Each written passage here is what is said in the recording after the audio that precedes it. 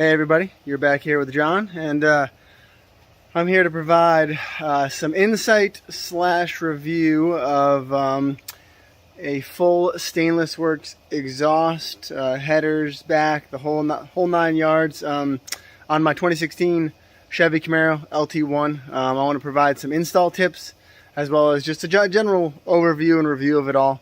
It was a overall extremely positive experience, and so far everything is good. I guess let's dive in.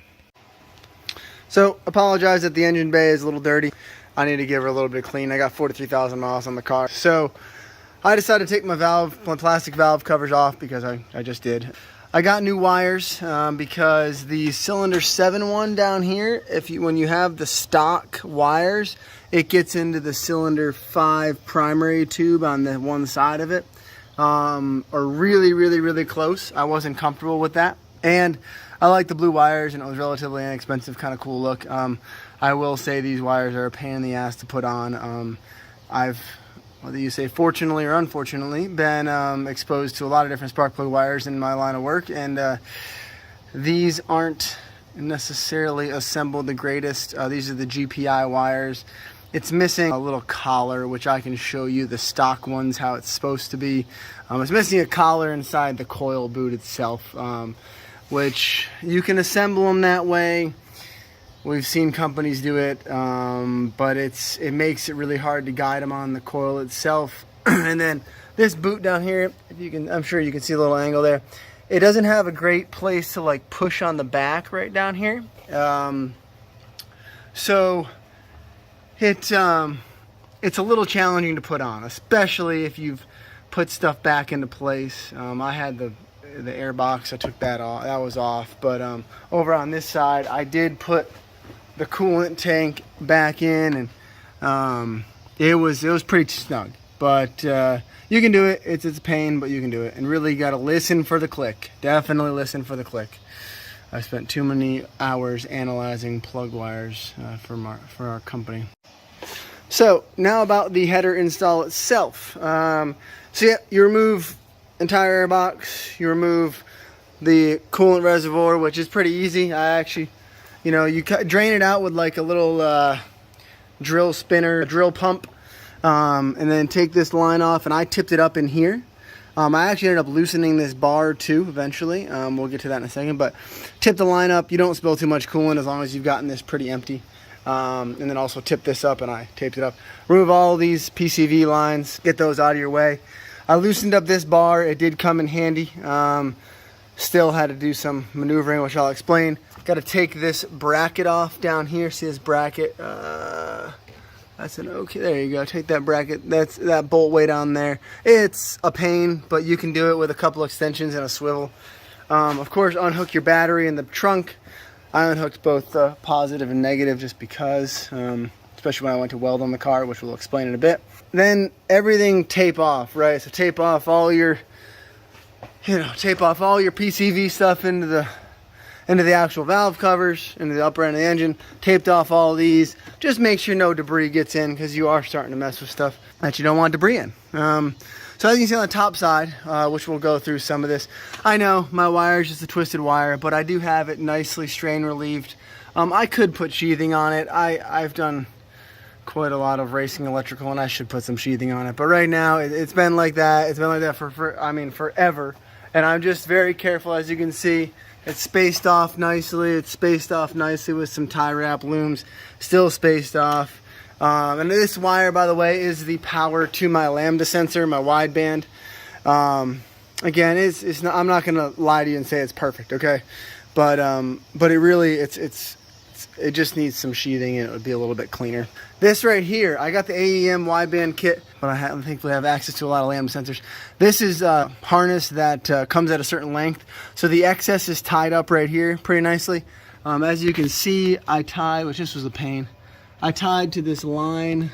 I tied this to the line, this line right here. It's kind of tough to see. This line, I actually don't know really where it goes. It goes right to here. I don't know what this actually is. I've never looked. So, tied to the line in the actual wire. This wire, there's a plug on the end of it, goes to the lambda sensor. So, the last thing on the top side of the engine that you got to get removed, you see that bolt down here? that is your steering shaft bolt. You'll remove it from the bottom. You can actually see the paint marks I had on it there. So I put a bunch of paint marks on it. I also taped my steering wheel in place. I did that just to make sure the steering wheel didn't go anywhere. But if you move the steering wheel, you screw up the clock spring. I guess it's a whole big thing, so just tape the steering wheel in place with painter's tape. It doesn't do anything. So again, on the driver's side, actually squeezing it through this gap. So remember, gone, but squeezing it through this gap once you've removed the steering shaft down there, which I know it actually looks a heck of a lot tighter in this video than you can imagine. But it actually has a lot of space. It goes right in. Slides right down, easy peasy. I actually bought some ARP exhaust flange bolts. Put a bunch of copper slip on those because the stainless steel and aluminum is always risky, but with enough anti-seize copper slip, you'll be good to go. We do that quite frequently in some race car applications. Yeah, but this side was really easy. I mean, I got an MLS gasket from Camaro. A nice gasket. The Stainless Works doesn't provide that. They do provide they do provide the bolts, by the way. You don't have to use the stock ones. I'll be honest, I didn't look at the kit before I got it there. I just wanted to get the ARP ones because I knew that they were a pretty known good quantity there. So yeah, that's the driver's side. So the passenger side is where it gets a little tricky, which we'll go into the car here and I'll show you some of the obstacles on the passenger side, but let's go with the top side first. So, got to remove this, of course. That opens up some space. I loosened this. Gives you an extra little bit, which you're going to need. As you can see, I first started to rub a little bit. You can barely see it on the valve cover, and I didn't like that. There's also see, you can barely maybe see it right here. Little rub right there where the flange was getting the valve cover. The biggest thing is that lower valve cover rail right there. Oh, dude, they were the worst. So, what is interesting, you have to take the starter off, which I'll go explain once I get underneath it. But the starter position in the bell housing still prevents you from really getting the headers cocked this direction the way you need them. So, what I did, which people will probably destroy me in the comments, or maybe no one will ever watch this video, but the engine's obviously isolated rubber mounted. So there is some movement in the engine. And when I was trying to pull the headers down, I was seeing I was moving the engine. So when this is out, you can actually put, and I can't even see the marks, if I even made any marks, down in here, which, let's see if I can get a picture, down in here above the cylinder one, I took a big, inch pry bar of some sort, like a tire iron pry bar. And my father-in-law was underneath the car, and kind of wiggling the headers. And I mean, I put almost no force on the cylinder head, and it just allowed it to go right past valve cover rail, lower valve cover rail. So it was, I mean, we struggled with that one for a long time. Like, there was no way it was getting through, which again, when we go into the car, I'll show you and explain some of the challenges. I know that in the instructions they say you got to remove a motor mount. I really didn't want to do that. They say you got to loosen the subframe, which I didn't have to do either. But maybe that would, well, actually they say remove it, which that scared the crap out of me. I was not a big fan of that. Maybe it's perfectly fine. I'm not sure. It's just was a little out of my comfort zone. But I could see where removing it or even just lowering it a bit might get you a little more clearance. Kind of tough to tell. But point being, overall, the top side of it was pretty simple. Nothing too crazy. I think we'll go to the bottom side now and show you some of that routing and whatnot and how that all works. The only thing you got to watch out for, so a reminder of one thing, which I don't know if I can even show. So you can see the brake lines right there. They go along the chassis, which again, you got to look through the damn water tank, coolant tank. You can't see them. They are partially at risk when you start to wedge the header, the long tubes themselves a little bit. You might hit the brake line, so just be careful. You don't want to pinch a line or do anything like that. And the last tip on the top side, so my driver's side bolts threaded in by hand. I mean, easy peasy. The fixture that Stainless Works was using, or my cylinder head, they perfectly lined up. I mean, it was easy. The passenger side was a challenge. And I've dealt with cross-threaded bolts in a cylinder head before on again, some race engines. But not done by myself personally, but had to be fixed and helicoiled and all that good stuff. So I know that it's risky, even when you have even better made parts than this probably. The fixture on this side, or my cast cylinder head, was ever so slightly where the bolt in front of cylinder 2 and the bolt between 6 and 8, they were the ones that were holding me up, and you just go slow. If it is cross threading, you can see it. It is crooked. Like, there's, what I would encourage is always put your rear cylinder bolts in first, because you know you can move the header around. You can when you're doing that, you can you know, make sure that threads in really nicely, and then try to work from the back to the front, because as you get close to the front, you can see if the bolt's more square to the cylinder head. To me, that was huge. Just, I mean, it's tough to see that last bolt to see if it's really square, and it just makes you nervous. Like, it just makes you real nervous. So I worked my way towards the front, and it worked out okay. Again, patience, patience, patience, patience, patience. Well, I apologize if the headlamp's going to make this weird, but I only have little ramps, and I actually went up one more rung. Oh, let me show you that real quick. So I did this all, and if you want to make fun of me, you can, but I did this entire project on these 2x10 ramps. So they are, I actually went up to the fifth one, of course. So that's how far I was off the ground there. And then I actually jacked up the car in the back and put it on 2 cinder blocks on the tires. Lifted up the car plenty high. The header's going from the top anyways. Maybe there's a route from the bottom if you had a lift. I mean, of course you had a lift, you're going to try it. I just wasn't comfortable getting the car jacked up that high off the ground. Like, you know, these cars have pretty stiff frame. And I don't have the most level driveway. Like, I'm not going to pretend that my work area is perfect, but did them all outside, and I can't tell you exactly how long it took me, but it wasn't horrible. You'll be taking off all these panels, all this panel, really obviously pretty easy. There's 2 bolts, keep in mind there's 2 bolts right here, so there's one right up here if you can see that, and then there's one over there. Sorry, right over here, right over there. There you go. And there's a push pin right there. There's one push pin in this one right here. The rest are bolts. Hopefully that helps. So now we're sliding under. So number one thing. And yes, you will see a tiny bit of oil right there. I think that my car has the under torqued oil pan bolts, and I need to get and torque them. So, and this is my lovely oil Fumoto valve as well. Once you take the exhaust manifolds out, oh, we need to get to some of the removal of stuff too. But you have a lot of clearance to take the starter out. Take it out. It's 2 bolts. This bolt and this bolt right here. And the starter will come out. There's a big cable on the back side of it, and as well as a plug. You can kind of see those back in there. So you see the big protected cable, and the one to the left is the small plug. You can actually unplug those and unscrew those from the top side once everything's off. The shield itself, I think you can keep on or off. I think we took it off to make it a little bit easier. We tried to just cheat the shield, but we had to take the whole starter off anyway. So that was that. But once you have that starter off, you can kick the header sideways. But the challenge is, you see the bell housing right there. Well, you see how tight it is, of course.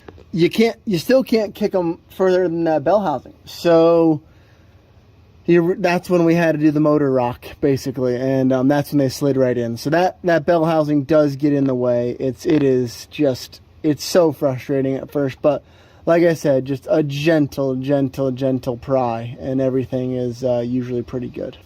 You can see I've got 2 lambda sensors. The upper left one is the stock O2 sensor, your primary one, and then the bottom right there is my wideband. I actually just ended up reusing this cross mount here as a place to tie things up, which I'll show you in a minute. Over here, same thing. Just, you know, 2 lambda sensors there. One's the wideband, one's the stock one. So if you move further back in the car, the secondary O2s are right back there. You can just see them, one there and one there. Other than that, we'll go over the electrical wiring here in a second, but beyond that, you can kind of see it go down the car. Everything fits nice. There are spacers for that cross member. Yeah, you can see that cross member, and there's spacers in the kit for that cross member. It brings it down 1/4 of an inch. Don't forget those. But yeah, so now we'll go to the electrical wiring. So as you can see, I got a little interesting here. The secondary O2 hooks up right by gray plastic right there. So the, Stainless Works provides all these extensions, so they made this nice extension. I just looped it nicely, tied it up. I tied it to a transition line. I tied it spaced up like that with a zip tie. Should be just fine. I'll check on it every once in a while. But then I go back here and I tied up right over here to this other corrugated. That's a stock corrugated something. Tied to that, kept it off everything.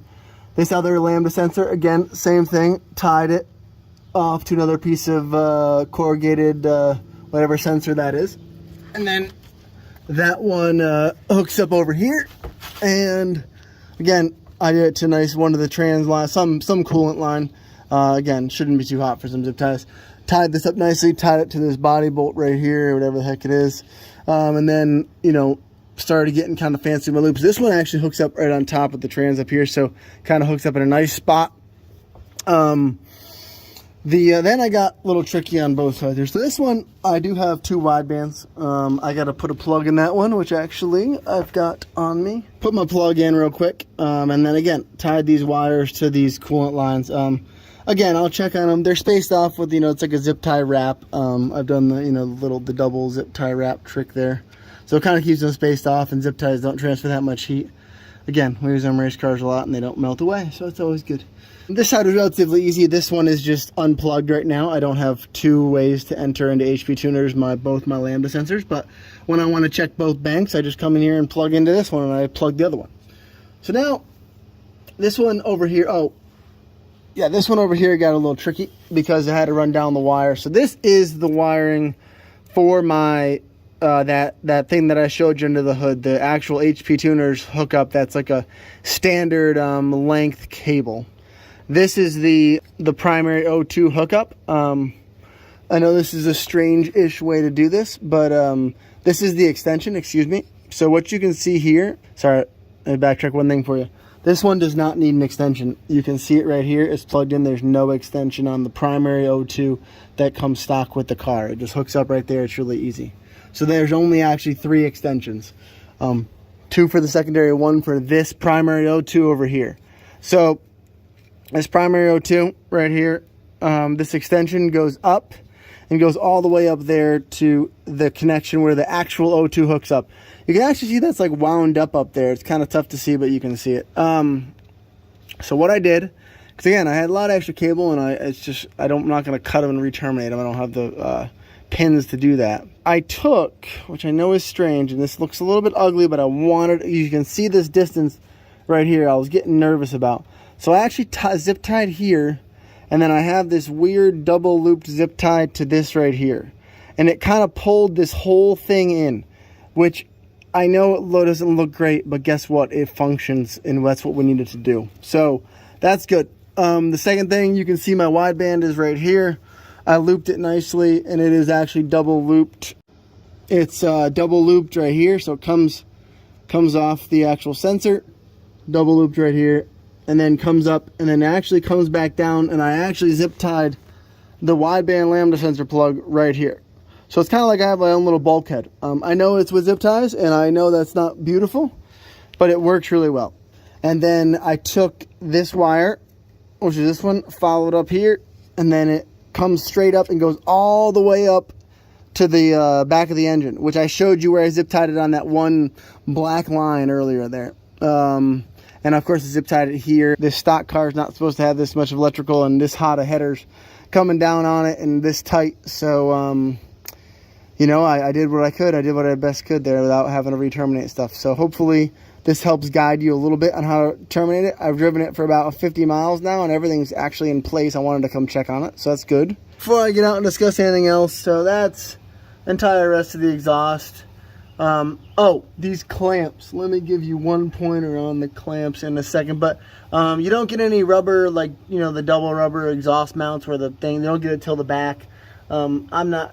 I'll show you guys one thing on the back side of the car, but there's really not much to it back there. It's, if you're tackling this and you do it yourselfer, like, if you got any questions, ask me. I can lift it up, take some pictures, but for the most part, it is pretty self-explanatory there. But the clamps. So here's what I want to tell you about the clamps. So you see, let's see if, okay, there we go. So do you see how there's a gap between right there, that gap between this like center, whatever this aluminum piece is, and then this actual stainless steel portion? I don't even know, this might not be aluminum, sorry, but there's a gap there, okay? This one I did not close up great. But the trick that I did, because I was putting these clamps on and they were not closing up. I can probably grab you a couple of examples. Let's pause that here and let me show you some out from underneath the car. So the clamp, what I did to remedy the fact that it won't close up, which again I showed you in the video earlier, one that I didn't have closed up, so it's not perfect, okay? It definitely helped on some of them. I was able to really close it up nicely, and I'm trying to prevent as many exhaust leaks as possible.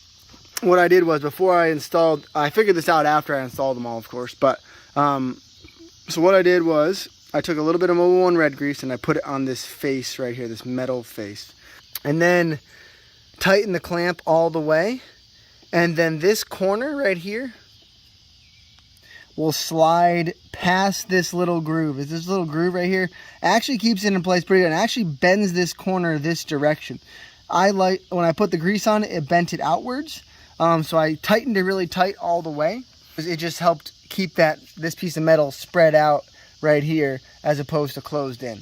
So it ended up allowed the clamp to close in further and just a nicer finish. So now onto the wires. Why I don't feel like GPI wires are the greatest. I don't know who makes their wires, but so you can see in here that little white sheath. That white sheath is tapered and it's formed, well, not formed into the boot, but it's pulled through the boot and the boot is formed to it. So the white sheath, like this. So that's the taper right there. This is the actual wire and crimp coming through. And there's this little bulb on the back of it, okay? That gets molded into this boot. So if you split it down this way, you'd see a cross section like that, and you'd see a bulb right in this area or this area, something like that. And you'd see it's retained. It's retained in the boot itself. So when you push these on, they push on a hell of a lot better. They just do. But the other ones, they look good and they get you out of the heat, so that's helpful. But I would have liked a better option when it came to wires, and I chose maybe the wrong one. But this right here too is the other problem. At least in my opinion, because it comes straight out and it comes straight out pretty far. This rubber right here gets really close to your pipes. Cylinder 7 I thought was touching. It seems maybe it was like a millimeter away, but it was too close for comfort. Those headers get hot, obviously. And yeah, so you need the 45-degree boot down there for sure. Plus they look cool, I don't know if that matters to you. It probably doesn't. But yeah, I think you need to do new wires.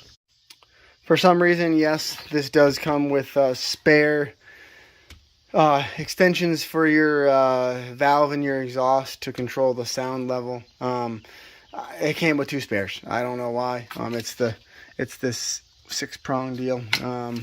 So they'll go in storage for now. And yeah, but maybe I guess they came with I ordered the full kit, so maybe I kind of got 2 accidentally.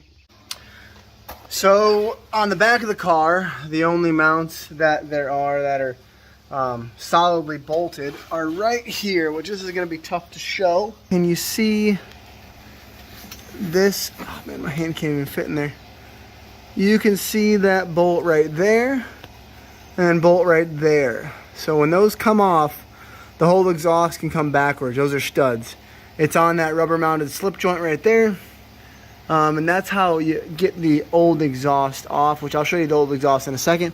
You can also see under there, you see right in there, that's one of your rubber clamps, rubber mounts right there. You'll see them when you get into the car. They're very self-explanatory to use. But yeah, overall, you can see the look right there. It looks lower than it is right now because the car is leaned upwards. Don't get overly nervous about that. So let's go over one more thing.